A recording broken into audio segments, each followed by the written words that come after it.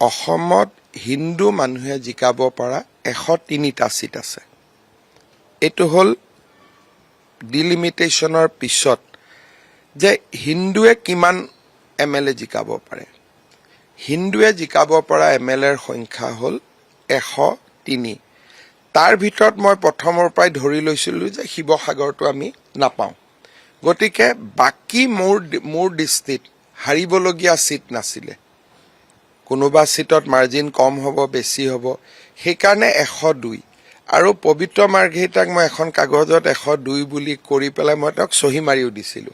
আজি তেওঁ কাগজখন যোৰহাটত দেখুৱাইছে।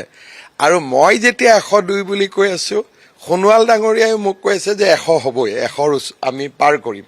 গতিকে হিচাপটো আমাৰ একেটাই যে আমি জিকিব পৰা কিমান আছে। কাৰণ আমিতো এতিয়াও জানো যে অসমত একেবাৰে 100%, 90%, 80% মুছলিম মানুহ থাকিব পৰা সিটত জিকাৰ সক্ষমতাটো আমি বিচাৰো বা নিবিচাৰো এতিয়ালৈকে আমাৰ হোৱা নাই। অংকটো মিলাৰ কাহিনী এটাই যে যেতিয়া আপুনি গোটেই অসমত ইলেকশ্যনৰ সময়ত মিটিং কৰিব, মিটিঙত বহিলে মানুহৰ ৰেসপন্সটো চাই ঘূৰি আমি আহি ৰাজনীতি কৰা মানুহে ক'ব পাৰে যে এইটো সিট আমি জিকিম বা হাৰিম।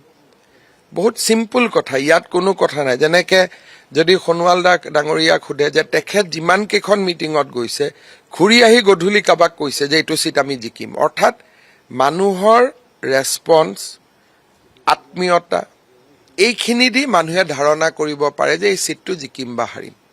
গতিকে ইয়াত কোনো ডাঙৰ কোনো জ্ঞান নাই।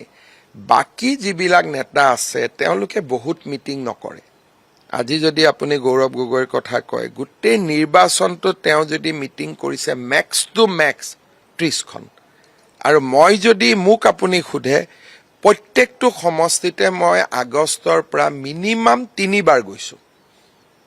প্ৰথমবাৰ যাওঁতে কিমান মানুহৰ মৰম, দ্বিতীয়বাৰ কিমান মৰম, তৃতীয়বাৰ কিমান মৰম, শেষ মিটিংখনত কিমান মৰম, এই গোটেই কথাবোৰ এনালাইসিস কৰিলে যোগ বিয়োগটো ওলাই যায়। ইয়াত কোনো বহুত ডাঙৰ অংক একো নাই।